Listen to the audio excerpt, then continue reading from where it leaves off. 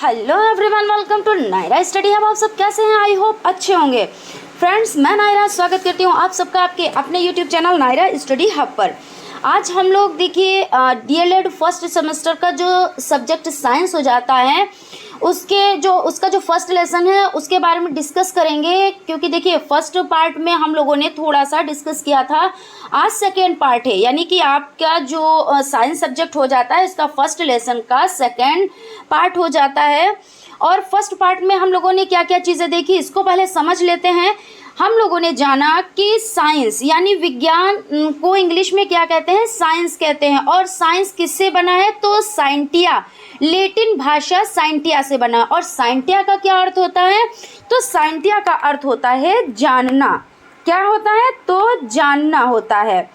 और अगर देखिए हिंदी में बात की जाए तो विज्ञान, वी प्लस ज्ञान यानी विशेष प्रकार का ज्ञान। और अगर परिभाषा की बात की जाए तो देखिए परिभाषा क्या हो जाती है। जैसे आपसे अगर कोई पूछ लेता है कि विज्ञान की परिभाषा आप हमें बताएं, तो किसी वस्तु का क्रमबद्ध सुव्यवस्थित ढंग से अध्ययन करना विज्ञान कहलाता है। यानी क्या कहलाता है कि कोई भी वस्तु है उसका क्रमबद्ध सुव्यवस्थित ढंग से अध्ययन करना ही विज्ञान कहलाता है। और विज्ञान देखिए जीव विज्ञान हो जाता है, भौतिक विज्ञान हो जाता है और रासायनिक विज्ञान हो जाता है। इन सब चीज़ों के बारे में हमने देखिए सजीव किसे कहते हैं? तो वे वस्तुएं जो जीवित होती हैं तो उनको क्या कहते हैं? तो उनको सजीव कहते हैं। जैसे मनुष्य हो जाता है, पेड़ हो जाते हैं, कीड़े हो जाते हैं, जंतु हो जाते हैं, कवक शैवाल हो जाते हैं। ये सब किस में आते हैं? तो ये सजीव में आते हैं। और अगर निर्जीव की बात की जाए तो वे वस्तुएं यानी उनको हम निर्जीव कहते हैं जिनमें जीवन नहीं होता है, जो जीवित नहीं होते हैं। जैसे कुर्सी हो गया, मेज हो गया, पेन हो गई, धातु, प्लास्टिक और भी चीज़ें इस तरह की हो जाती हैं। तो यानी अगर आप कहेंगे कि देखिए कुर्सी अगर बन गई और उसके बाद फिर से वो टूट गई तो उसको फिर से बनाया जा सकता है। हाँ, बनाया जा सकता है, लेकिन ऐसा तो नहीं है कि वो सजीव तो नहीं है, वो तो निर्जीव है। उसे भोजन की आवश्यकता नहीं होती है, उसे देखिए यानी जल की आवश्यकता नहीं होती है। और जो जीवित होते हैं उन्हें भोजन की भी आवश्यकता होती है, जल की भी आवश्यकता होती है, हवा की भी आवश्यकता होती है ना, सांस लेने के लिए तो ऑक्सीजन की आवश्यकता होती है ना। तो इस तरह से जो जिन्हें भोजन की आवश्यकता होती है, जिन्हें जल की आवश्यकता हो, वो जीवित हैं। और जिन्हें इन सब चीज़ों की आवश्यकता नहीं होती है वो क्या है? वो निर्जीव हैं। यानी सजीव और निर्जीव इस तरह से आप समझ सकते हैं, ठीक है ना। और हम लोगों ने देखिए क्या क्या चीज़ें जानी थी। हम लोगों ने प्राकृतिक वस्तुओं के बारे में जाना था, यानी जो हमें गॉड गिफ्टेड मिली हैं, यानी कि प्रकृति की तरफ से उपहार स्वरूप मिली हैं। जैसे आपकी मिट्टी हो जाती है, सूर्य हो जाती है, कोयला हो जाता है, ये सब चीज़ें क्या हैं? ये आपकी प्राकृतिक वस्तुएं हो जाती हैं। और अगर मानव निर्मित वस्तुओं की बात की जाए तो क्या हो जाती हैं? जैसे भाई प्लास्टिक है तो मानव ने इसका निर्माण किया ना, इसको बनाया ना। और जैसे आपका कपड़ा हो जाता है तो पहले तो ये कपड़ा जो है तो बनता काहे से है? अगर सूती कपड़े की बात की जाए तो ये कपास से बनता है ना, पेड़ पौधों से बनता है। लेकिन उसको बनाता कौन है? तो मानव बनाता है, यानी मानव निर्मित वस्तु। कंप्यूटर किसने बनाया? भाई चार्ल्स बेबेज ने बनाया। इसका मतलब क्या है? मानव निर्मित है। तो इस तरह से ये सब मानव निर्मित हो जाती। इन चीज़ों के बारे में हम लोगों ने डिटेल में जाना। पौधों व जंतुओं में भिन्नताएं क्या होती हैं, समानताएं क्या होती हैं, इन सब चीज़ों के बारे में हम लोगों ने जाना।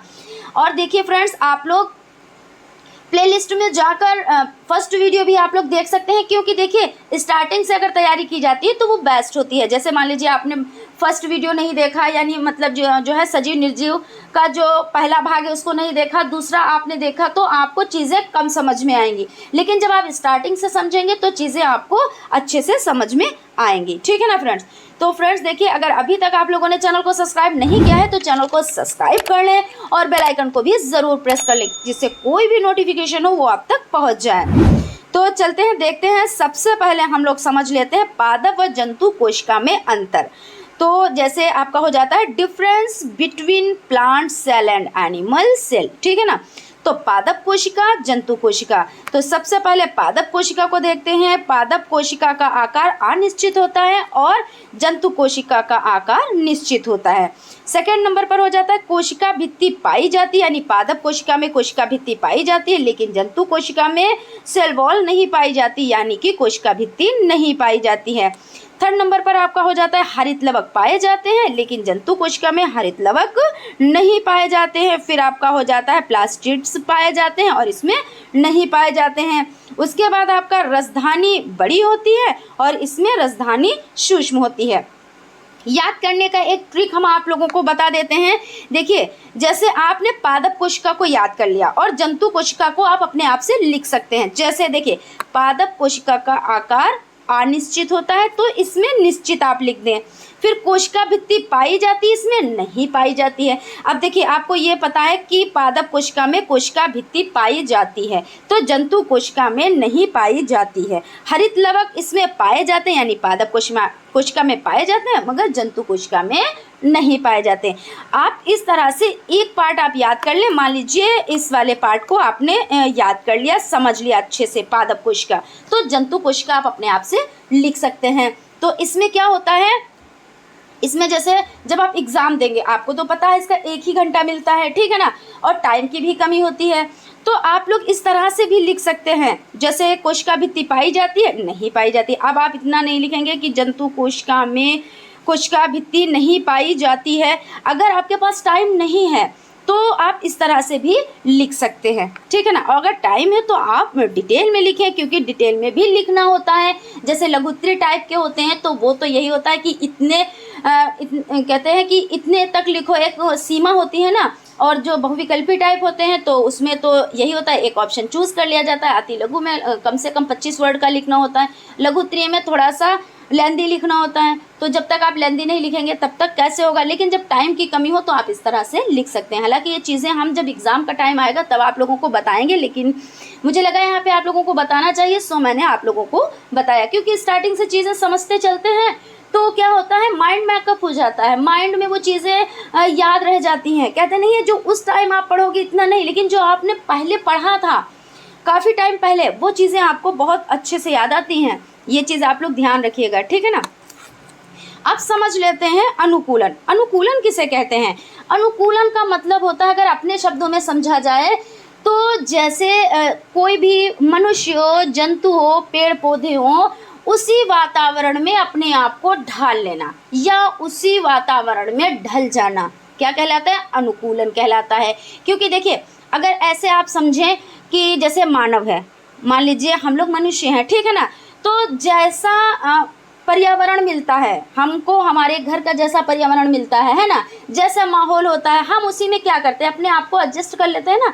जैसा भी माहौल हो, किसी के यहाँ बहुत ज़्यादा पढ़ा लिखा माहौल होता है तो उसमें वो एडजस्ट कर लेते हैं, थोड़ा कम होता है तो उसमें एडजस्ट कर लेते हैं। कुछ लोग हाई लेवल पर रहते हैं, उनके पास बहुत ज़्यादा पैसा होता है तो उसमें वो एडजस्ट अपने आप को करते हैं। कुछ के पास कम होता है तो वो कम में एडजस्ट करते हैं। यही तो अनुकूलन होता है ना, अपने आप को उसी के अनुसार ढाल लेना, ठीक है ना।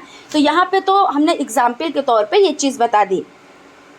अब देखिए, हम समझ लेते हैं, जीव जिस वातावरण में रहते हैं उनका शरीर भी उसी वातावरण में जीने के लिए विशेष लक्षण उत्पन्न कर लेता है। यह विशेष लक्षण उसके रंग, रूप, आकार, संरचना, स्वभाव में होते हैं, ठीक है ना। यही अनुकूलन है। देखिए, वही चीज़ आ गई ना कि जैसे होते हैं उसी में अपने आप को ढाल लेते हैं। जैसे समझ लीजिए कि ऊँट है, रेगिस्तान में रहता है, क्या रेतीली जहाँ पे इस तरह से जैसे रोड बनी हो, पक्की रोड बनी हो, और जहाँ पे सर्दियाँ बहुत ज़्यादा पड़ रही हो, क्योंकि उसने जहाँ राजस्थान में क्या होता है, गर्मियाँ बहुत ज़्यादा पड़ती हैं, वहाँ बालुई रेतीली जगह है, तो वहाँ पे वो उसको अनुकूलन मिल गया, उसने अपने आप को वहाँ पे ढाल लिया, है ना, तो वो उसके अनुकूल हो गया। और मान लीजिए जैसे ऐसे पेड़ पौधे होते हैं जहाँ पे 4 महीने गर्मी, 4 महीने सर्दी, 4 महीने बारिश होती है, वहाँ के अनुसार पेड़ पौधे अपने आप को ढाल लेते हैं। और जहाँ पे नहीं होती है वर्षा, उस तरह के पेड़ पौधे वहाँ पे निकलते हैं। जैसे मान लीजिए राजस्थान में कैसे निकलते हैं, कैक्टस जो होते हैं उसमें देखिए एक टाइम पे उसमें कांटे निकल आते हैं और वहाँ पानी की कमी होती है। वो लोग क्या करते हैं, उन्हीं कांटों का रूप ले लेते हैं, ठीक है ना। तो इस तरह से क्या होता है, चाहे वो पेड़ पौधे हों या मनुष्य हों या जीव जंतु हों, सभी अपने आप को जहाँ पे रहते हैं उसके अनुकूल अपने आप को ढाल लेते हैं। कहने का मतलब यहाँ पे ये हो जाता है, ठीक है ना। तो देखिए हम नेक्स्ट बढ़ते हैं। अब अनुकूलन। अनुकूलन देखिए 3 प्रकार से समझ सकते हैं, जलीय अनुकूलन, वायवीय अनुकूलन और स्थलीय अनुकूलन। जलीय अनुकूलन मतलब कि जो जल में रहते हैं, जैसे पेड़ पौधे भी जल में होते हैं और जीव जंतु भी जल में रहते हैं। उनमें ऐसी क्या खूबी होती है, क्योंकि देखिए अगर अभी हम मनुष्य हैं, अभी हम जल में जाएं तो कितनी देर रह पाएंगे भाई। जिसने बहुत ज़्यादा प्रैक्टिस की है, जिसने क्या कहते हैं स्विमिंग जिसने सीखी है, वो थोड़ी देर तक तो खैर वहाँ रह पाता है। कुछ लोग बहुत ज़्यादा उस पर वर्क करते हैं तो थोड़ी देर सांस लिए बिना भी उसमें रह सकते हैं, लेकिन कितना, थोड़ी देर के लिए, क्योंकि उन लोगों ने इतनी प्रैक्टिस कर रखी होती है। लेकिन ये कहो कि वहाँ पे हम रह लेंगे, नहीं रह पाएंगे। लेकिन मछली क्या है, वहाँ पे रह लेती है ना। तो इस तरह से क्या है, वो वहाँ के अनुकूल हो गए, जल के अनुकूल हो गए। अब पेड़ पौधे जैसे मान लीजिए सिंघाड़ा है ना, तो वहीं पे उगता है। अभी कोई आप पेड़ पौधा डाल दो उसमें तो क्या होगा, वो सड़ गल जाएगा। लेकिन वो क्यों नहीं सड़ता है, क्योंकि और जबकि उसके जो तने होते हैं बहुत ही नाजुक होते हैं, फिर भी वो नहीं सड़ते गलते हैं। इस क्या है आखिर ऐसा, तो हम लोग इसको समझ लेते हैं। सबसे पहले जलीय अनुकूलन को समझते हैं। तो जलीय वातावरण में रहने वाले जीवों के शरीर पर जलरोधी शल्क पाए जाते हैं। इसमें श्वसन के लिए एक विशेष संरचना पाई जाती है जिन्हें गलफड़े गिल्स कहते हैं। इनका शरीर धारारेखीय होता है जो तैरने में सहायता करते हैं। जैसे मछली हो जाता है, ऑक्टोपस हो जाता है ना, कि ये जब उनके जो गलफड़े होते हैं उससे वो लोग क्या करते हैं, तो उससे उनका वो श्वास लेते हैं, है ना, और इसी लिए वो वहाँ पे रह पाते हैं। अब हम देख लेते हैं जलीय पौधों का शरीर कोमल व कमजोर होता है, क्योंकि इन पौधों के सभी भागों में मृद ऊतक की अधिकता होती है। जलीय पौधों के सभी भाग पर जलरोधी मोम की परत पाई जाती है जो इनको सड़ने से बचाती है। इनकी पत्तियां पतली व कटी-फटी होती हैं। इनमें रंध्र का अभाव होता है। यानी कि देखिए अब वही चीज़ जो अभी हम लोगों ने डिस्कस किया कि अभी आप कोई घास फूस पेड़ पौधा आप पानी में डाल दें तो क्या होगा, वो सड़ गल जाएगा, है ना। लेकिन ये क्यों नहीं सड़ते गलते, क्योंकि ये वहाँ के अनुकूल ढल गए हैं। इनके जो तने होते हैं उसमें क्या होता है, मोम।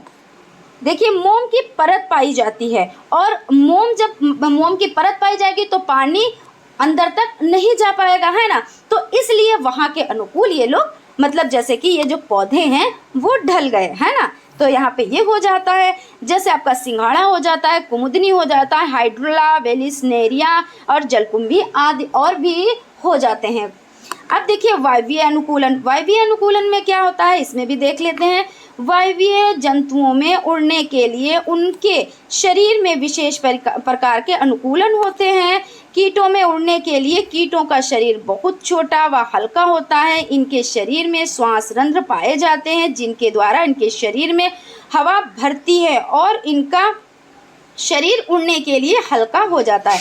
जैसे वही चीज़ की जब वो शरीर हल्का होगा तभी तो उड़ने में सक्षम होगे ना। जैसे तितली हो जाती है, मक्खी हो जाती है, मधुमक्खी हो जाती है। अब पक्षियों की अगर बात कर लेते हैं तो पक्षियों में उड़ने के लिए उनके शरीर का आकार नौकाकार होता है। नौकाकार यानी कुछ इस तरह से होता है ना, कुछ इस तरह से होता है। और देखिए धारा रेखित होता है। इनके अग्रपाद ही पंखों यानी जो अग्रपाद होते हैं वही पंखों में रूपांतरित होते हैं जो उड़ने में सहायता करते हैं। और हड्डियां कैसी होती हैं, तो हड्डियां खोखली होती हैं। कैसी होती हैं, तो ये खोखली होती है, इसमें कुछ नहीं होता, ये खोखली होती हैं। इसीलिए तो वो उड़ पाते हैं ना, क्योंकि हल्के होते हैं। तो जैसे तोता हो जाता है, कबूतर हो जाता है, कौवा हो जाता है और भी पक्षी हो जाते हैं। अब आ जाते हैं स्थलीय अनुकूलन। तो स्थलीय जंतु में प्रचलन के लिए 4 पैर पाए जाते हैं तथा सांस लेने के लिए एक विकसित श्वसन तंत्र पाया जाता है। जैसे गाय, बिल्ली, भैंस, है ना, इनके 4 पैर ही तो पाए जाते हैं। तो यहाँ पे ये चीज़ हो जाती है। और स्थलीय पौधों की पत्ती व तना मजबूत होता है। पत्तियों में रंध्र पाए जाते हैं। इनका जड़ तंत्र पूर्ण रूप से विकसित होता है। जैसे नीम, आम, अमरूद। अब इनकी जड़ कैसी होती है, इनकी जड़ कुछ इस तरह से होती है ना, पाए देखिए मजबूत होता है। और जो इनका तना होता है वो कैसा होता है, तो मजबूत होता है। ऐसे ही तो होता है, तना खूब मजबूत सा होता है।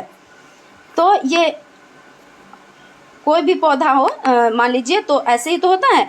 तो ये इस तरह से आपका हो जाता है। मरुस्थलीय जंतु व पौधे। तो मरुस्थलीय जंतुओं की त्वचा खुरदरी, अधिक बाल पाए जाते हैं। इनके पैर लंबे व गद्देदार तलवे होते हैं। रेगिस्तानी जीवों के गुर्दे उनके मूत्र को गाढ़ा कर देते हैं, जिससे शरीर से कम पानी उत्सर्जित होता है।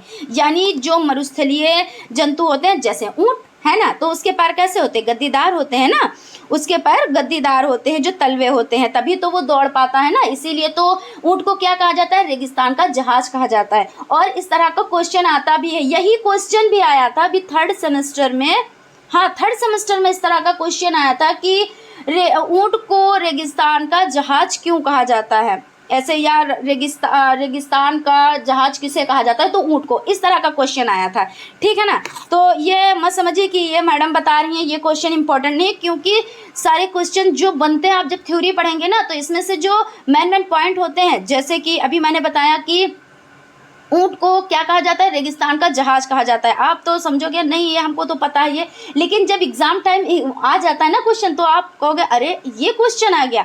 तो हर चीज़ ये मत समझिए कि बहुत इजी है बहुत टफ है, हर चीज़ को आप एक बैलेंस में लेके चलें, ठीक है। तो चलते हैं, देखते हैं नेक्स्ट। मरुस्थलीय पौधों का तना मार्शल चपटा स्पंजी होता है। स्पंज देखिए, आप स्पंज पानी में डालेंगे तो क्या होगा, वो स्पंज पानी को सोख लेता है।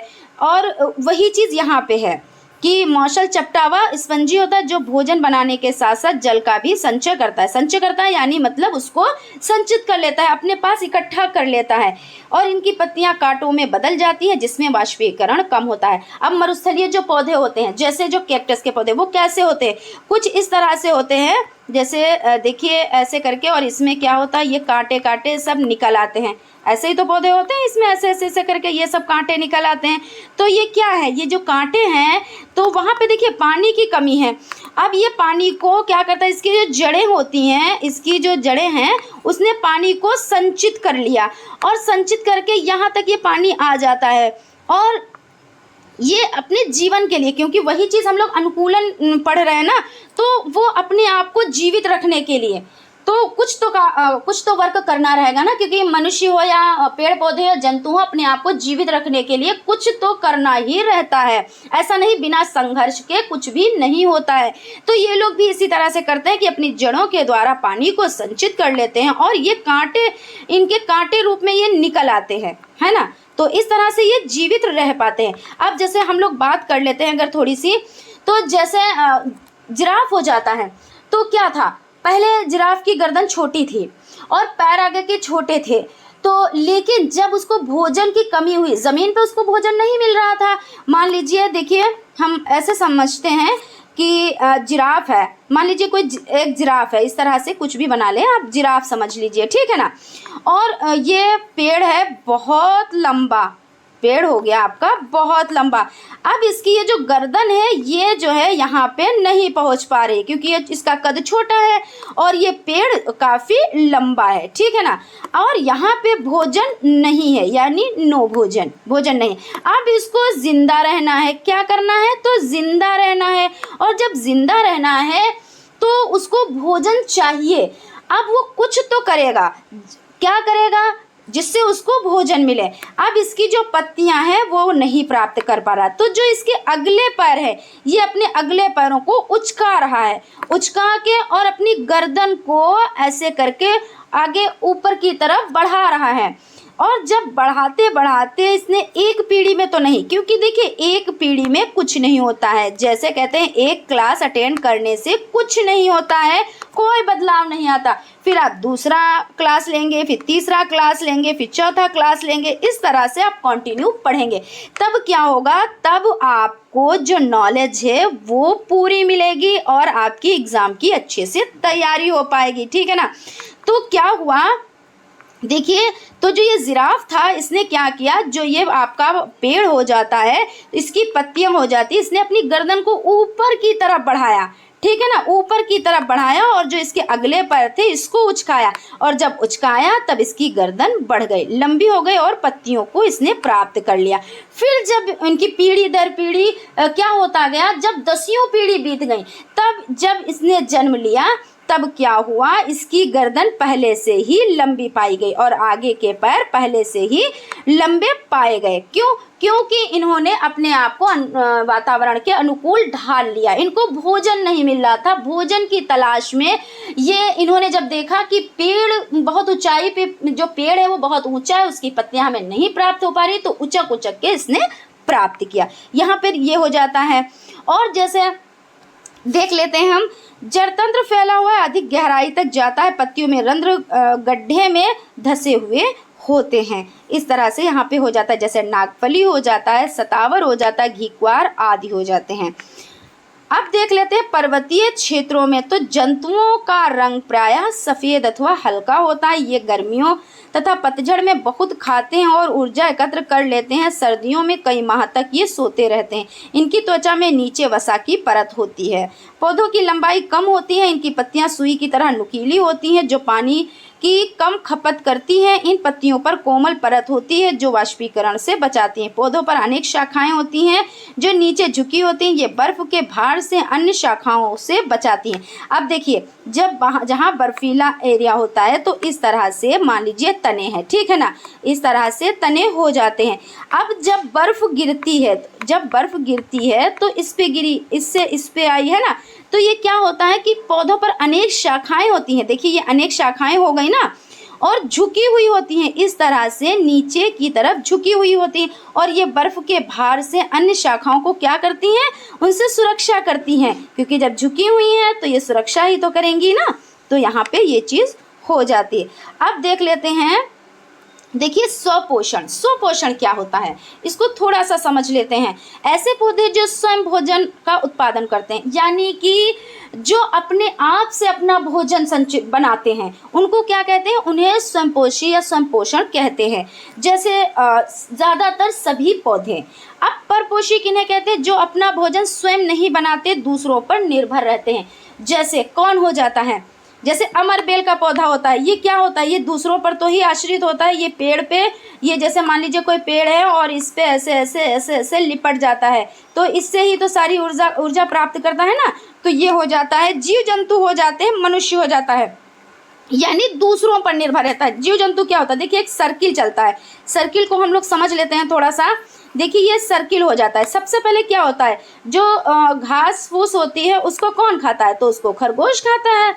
जैसे खरगोश हो जाता है, ये खाते हैं, है ना, घास फूस, गाजर, मूली, इस तरह के सब चीज़ें खाते हैं। अब ये खरगोश को कौन खाता है, तो खरगोश को देखिए, जैसे मांसाहारी जो जीव जंतु होते हैं वो छोटे जंतु खाते हैं। फिर इनको कौन खाता है, फिर इनको बड़े, जैसे शेर हो जाता है।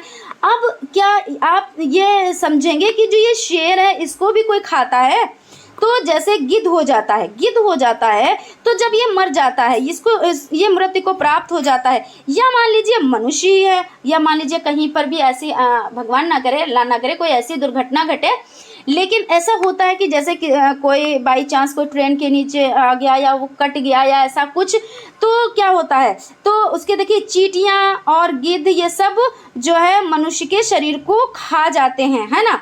तो ये एक चक्र होता है। और गिद्ध को क्या कहते हैं, सफाई कर्मी कहते हैं, क्योंकि ये जो है सड़े गले मृतक पदार्थों को खा लेता है और जो एरिया होता है उसको सुरक्षित कर देते हैं, यानी उसको साफ कर देते हैं, क्लीन कर देते हैं, तो इसीलिए तो सफाई कर्मी इसको कहते हैं ना। तो इस तरह से ये एक सर्किल है जो एक दूसरे पर निर्भर है। लेकिन जो पेड़ पौधे होते हैं वो अपना भोजन क्या करते हैं, स्वयं बना लेते हैं, लेकिन उसके बाद सब एक दूसरे पर निर्भर होते हैं। यहाँ पे ये चीज़ हो जाती है। तो देखिए परपोषी जो हो जाता है, जो अपना भोजन स्वयं नहीं बनाते हैं वो दूसरों पर निर्भर रहते हैं, है ना। तो इसमें कौन कौन हो जाते हैं, अमर बेल हम लोग पढ़ चुके हैं, जीव जंतु भी पढ़ चुके हैं, क्योंकि जीव जंतु वही जो अभी हमने बताया कि खरगोश है तो वो पौधों पर है, फिर खरगोश को कौन खाता है, फिर उसको कौन खाता है, इस तरीके से पूरा एक सर्किल चल रहा है। और मनुष्य भी देखिए, उसको तो सब कुछ मिल जाए सब कुछ खा लेता है भाई, देखिए है ना। देखिए आपका जो है साग सब्जी भी हो जाता है, जो मांसाहारी होते हैं वो मांस मच्छी भी खा लेते हैं। तो इस तरह से मनुष्य भी दूसरों पर निर्भर होता है, यानी नहीं अगर यानी मांसाहारी नहीं है तब भी शाकाहारी तो है, तो साग सब्जी तो खाता है। तो इस तरह से हो जाता है। अब देखिए कीट भक्षी पौधों की अगर बात की जाए तो इसमें आपका घटपर्णी हो जाता है, ड्रोसेरा हो जाता है, यूट्रिक्लेरिया हो जाता है।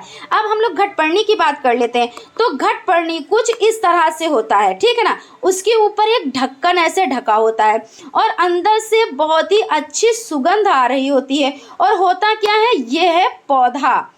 अब इसमें जो है ये जो सुगंध है ये बाहर निकलती है और ये ढक्कन जो है खुला हुआ होता है, इसका ढक्कन खुला हुआ होता है।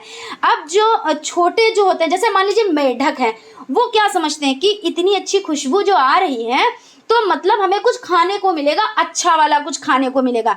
वो क्या होता है कि वो यहाँ पे आते हैं और जैसे इसमें जो है देखते हैं और वो इसी में गिर जाते हैं। यहाँ पे क्या हुआ, ये जो मेढक है वो अंदर गिर गया और इसने अपना मुंह बंद कर लिया। यानी कि अगर अब आप कहोगे कि पौधे भी कीट भक्षी होते हैं, तो जी हाँ, पौधे भी कीट भक्षी होती हैं और उनके कांटे होते हैं। वो क्या करता है, फिर वो जो मेढक अंदर चला जाता है तो वो फिर बाहर नहीं निकल पाता है, वो उसी में हो जाता है। और इन लोगों को क्या चाहिए भाई, सभी को चाहिए खाना पानी, तो सभी को चाहिए, तो इनका भोजन यही होता है। आई होप आप लोगों को अच्छे से समझ में आ गया होगा। अगर कहीं पे कोई डाउट है तो प्लीज कमेंट बॉक्स में कमेंट करें, हम उसका रिप्लाई आप लोगों को जरूर देंगे, ठीक है ना। अब चलते हैं, देख लेते हैं प्रकाश संश्लेषण की क्रिया। आप लोगों के लिए जो ये पॉइंट है अभी जो हम लोग पढ़ रहे थे ये भी मोस्ट इंपॉर्टेंट है, लेकिन इसको जो अब हम लोग पढ़ने जा रहे हैं इसको हम जितनी बार मोस्ट कहें कम है, क्योंकि इस तरह का क्वेश्चन एग्जाम में आता ही आता है। वो आपका देखिए फर्स्ट सेमेस्टर में आता है, आप एक बार इसकी तैयारी कर लेंगे अच्छे से, फर्स्ट में भी आपको मिलेगा, सेकंड में भी आपको मिलेगा और थर्ड में भी आपको मिलेगा, क्योंकि ये पूरा सूत्र एक आता है, इसको आपको लिखना होता है। इसलिए आप लोग क्या करिएगा, इसको कम से कम 5 से 6 बार लिख के देखिएगा और आप लोगों को अच्छे से ये याद हो जाएगा, ठीक है ना। तो देखिए सबसे पहले क्या हो जाता है, प्रकाश संश्लेषण की क्रिया। अब हम लोग पहले चित्र के माध्यम से समझ लेते हैं, फिर उसके बाद हम इसके सूत्र को देख लेते हैं, ठीक है। तो आपका प्रकाश संश्लेषण की क्रिया जो हो जाती है, तो आप इस तरह से सूर्य तो बना पाओगे, क्योंकि ये तो भाई बचपन से सब लोग बनाते चले आ रहे हैं, ठीक है ना। तो सूर्य आपने बना लिया, तो ये क्या हो गया, ये सूर्य हो गया। उसके बाद देखिए यहाँ पे भी हमने लिख दिया, यहाँ पे भी हमने लिख दिया। फिर उसके बाद आप इस तरह से डाल तो बना ही लेते हो ना, तो इस तरह से आपने डाल बना ली और इस तरह से इसमें आपने पत्तियां निकाल दी। और देखिए एक चीज मैं साथ में बताती चलती हूँ कि जब चित्र के माध्यम से आप करेंगे वर्क तो आपको नंबर बहुत ही अच्छे प्रोवाइड होंगे। ये नहीं कि अरे चित्र बना के क्या करें, जब इतना ही पूछा गया है तो इतना ही हम लिखें, लेकिन नहीं, क्योंकि कहते नहीं डायरेक्ट भी पूछा जाता है, इनडायरेक्ट भी पूछा जाता है। तो आप क्वेश्चन को समझे, ऐसा तो नहीं इसमें इनडायरेक्टली पूछा गया है, जब पूछा गया यानी क्वेश्चन आया है, तो आप इस तरीके से चित्र के माध्यम से, साइंस में अगर आप चित्र अच्छे से बनाएंगे, और कुछ क्वेश्चन ऐसे भी आते हैं जिसमें आपका सिर्फ चित्र बनाना होता है, जैसे पुष्प का चित्र, वो भी आपका फर्स्ट सेमेस्टर में आया था 2021 के बैच की मैं बात कर रही हूँ, उसमें भी आया था, उससे पहले भी आया था, 2016 में भी आया था, शायद 18 में भी आया था, मतलब आया था और आता ही है, ठीक है। तो मैं वही चीज़ सब बताती चलूँगी और आप लोगों को वर्क कराती चलूँगी। तो इस तरह से आपने इसको कंप्लीट कर लिया। अब ये आपका क्या हो गया, आपकी सोलर एनर्जी हो गई। क्या हो गई, तो सोलर एनर्जी हो जाती है आपकी। अब यहाँ पे आप समझ लें, जैसे 6CO2 यानी ये क्या है, ये कार्बन डाइऑक्साइड हो जाता है। क्या हो जाता है, तो कार्बन डाइऑक्साइड हो जाता है। फिर आपका प्लस 6H2O हो जाता है, तो ये आपका हो जाता है वाटर यानी जल हो जाता है, ठीक है। फिर उसके बाद ये आपका सूर्य का प्रकाश हो जाता है और उसके बाद ग्लूकोज C6H12O6 ये आपका ग्लूकोज हो जाता है, प्लस 6O2 और प्लस आपकी ऊर्जा हो जाती है यानी एनर्जी हो जाती है, ठीक है। तो आप इसको बहुत ही अच्छे से याद करिएगा, प्लस आप लोग इस तरह से चित्र भी बनाइएगा। अभी तो मैंने इसको इस तरह सरसरी नज़र में बना दिया है और मैं आप लोगों को बहुत अच्छे से सारे चित्र बनाना बताऊंगी, ठीक है ना। तो फ्रेंड्स देखिए, आई होप आप लोगों को क्लास अच्छी लगी होगी। अगर क्लास अच्छी लगी तो प्लीज़ एक लाइक ज़रूर कीजिएगा, और अगर अभी तक आप लोगों ने चैनल को सब्सक्राइब नहीं किया है तो प्लीज़ चैनल को सब्सक्राइब ज़रूर कर लें, जिससे कोई भी नोटिफिकेशन हो वो आप तक पहुंच जाए। मिलते हैं नेक्स्ट क्लास में, तब तक आप लोग अपना ख्याल रखें। Thank you.